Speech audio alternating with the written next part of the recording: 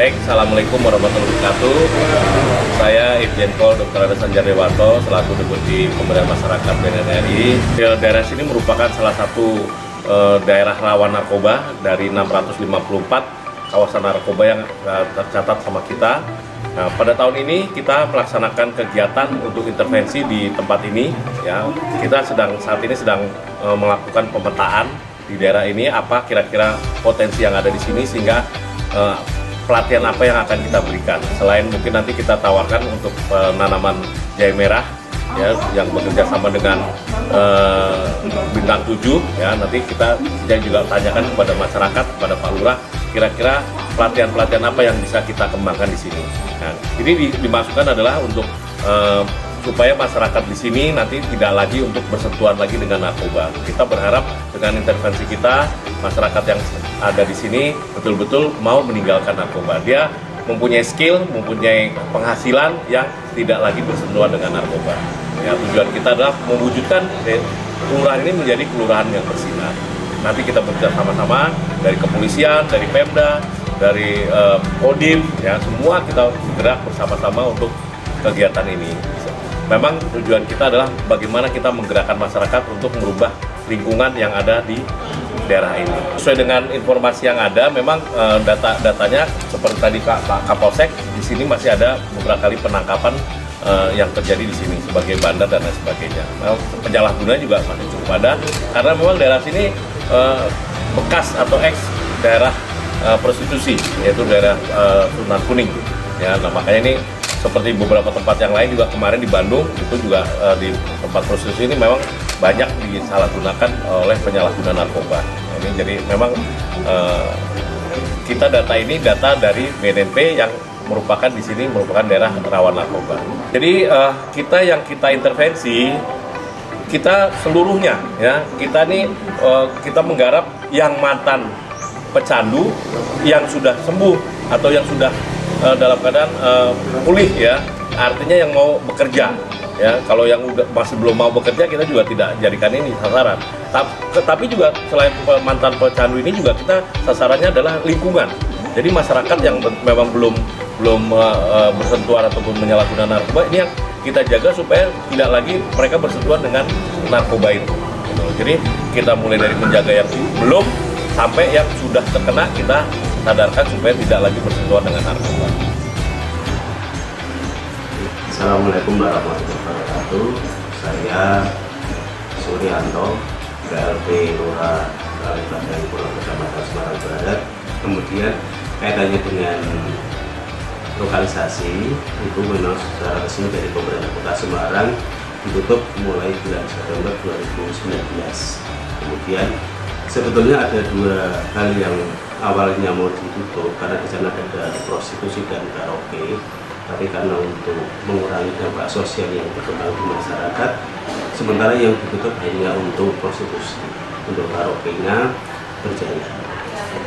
Nah, keberadaan yang untuk karaoke itu karena memang di sana di satu kompleks kami di wilayah RW 4 Argorejo juga ada paguyubannya namanya Bakar. Paguyuban Kota Argorejo di sana memang rawan dengan adanya narkoba. Nah, karena yang datang di sana hanya beberapa wilayah dari wilayah kami, kemudian dampak yang ada itu sangat sekali. Ada yang informasi dari Pak Kapolsek memang ada beberapa yang kemarin sempat menggunakan dan ditangkap di lokasi ini tersebut untuk menangani. Kemudian lebih lanjutnya kami sampaikan terima kasih kepada BNN yang sudah menjadikan kami bisa pilihan dengan harapan dengan kegiatan yang akan dilaksanakan berupa pelatihan-pelatihan untuk warga kami yang akan kami maksimalkan dengan mengajak beberapa tokoh yang nanti akan menjadi satgas pelopor di sini untuk pemberantasan korupsi, pencegahan korupsi itu, dan kami akan menginventarisir siapa-siapa yang nanti akan dijadikan pelatihan tersebut sesuai dengan yang akan dilaksanakan dengan harapan nanti setelah kegiatan pelatihan itu bisa meningkatkan perekonomian masyarakat sehingga akan mengurangi, kalau tidak mengurangi, kalau bisa akan mengikis habis peredaran narkoba di wilayah. Oke, terima kasih. Assalamualaikum warahmatullahi wabarakatuh. Saya dituakan sebagai tokoh agama di lingkungan sini, Kali Banteng Kulon.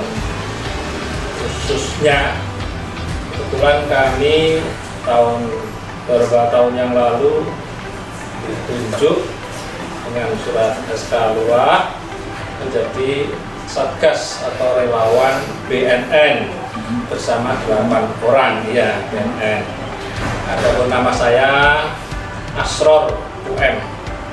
Sehari-hari saya ya kerja sosial.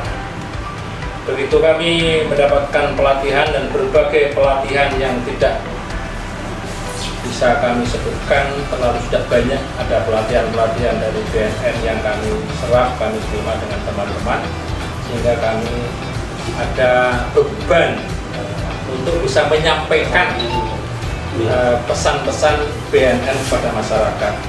Sekaligus kebetulan kami seorang tokoh agama sering auden dengan masyarakat, dengan masjid, dengan majelis taklim, dengan RW RT. Pesan BNN pentingnya untuk menjaga diri masyarakat menjauhi larangan-larangan itu, sehingga harapan kami masyarakat itu akan lebih buka mata, buka telinga, sehingga bisa menjauhi hal-hal yang dilarang. Kebetulan BNN ini kan melangkahnya itu kan syariatnya sama dengan syariat agama kita. Yang dilarang BNN dilarang agama kita, jadi enak, kita masukkannya tuh enak. Mengerikan dan sungguh prihatin apabila terdengar sebuah transaksi yang sampai tertangkap, itu betul-betul nyentuh hati.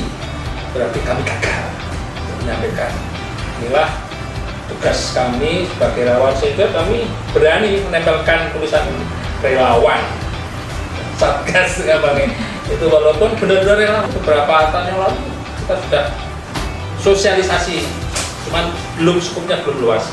Untuk remaja, untuk RT RW itu kita pernah undangkan dari BNN untuk menerima informasi tentang bahayanya apabila kita sampai menjadi kurir, menjadi pemakai dan sebagainya.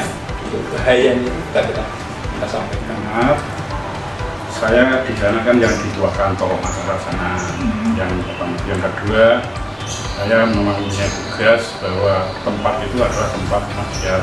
Dulu memang itu resmi, karena bahwa itu tempat wanita tunadakshila resmi pemerintah kota yang ada di bawah itu, yang liar dikumpulkan di Argorjo, bukan Sunan Kuning, di Argorjo. Tapi karena dekat makom Sunan Kuning, orang gampang menyebut Sunan Kuning. Nah, untuk detail lanjut, dulu ya juga ditutup.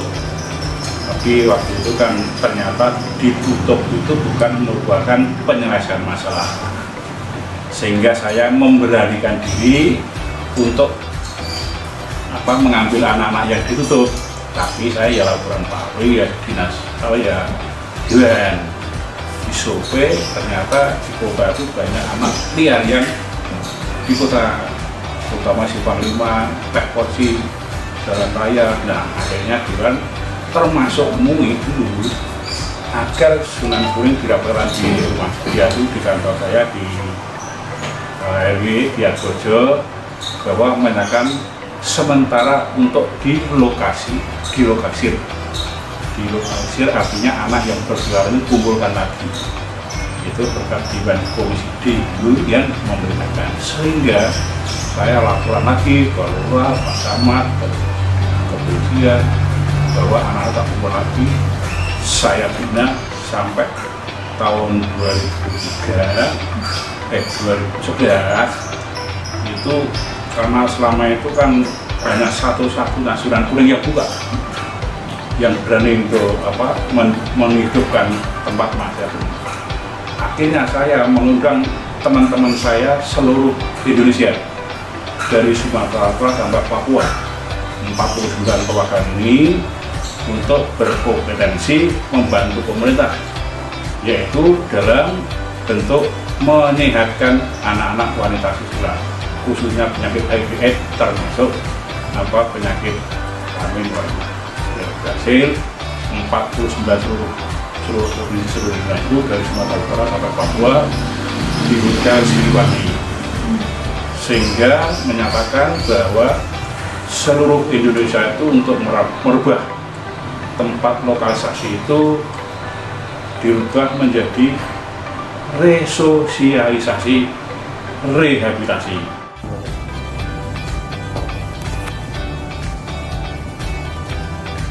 Beberapa tahun yang lalu di lokalisasi Sunan Kuning Kaligawe Kulon Semarang Barat pernah kita mengungkap kasus sabu dan ekstasi. Setelah kejadian tersebut, maka BNN Provinsi Jawa Tengah melakukan pendampingan melalui program pencegahan pemberdayaan masyarakat dan rehabilitasi. Nah, sejak melakukan pendampingan tersebut, maka untuk saat ini kegiatan di tempat lokalisasi tersebut akan berubah menjadi kawasan kuliner.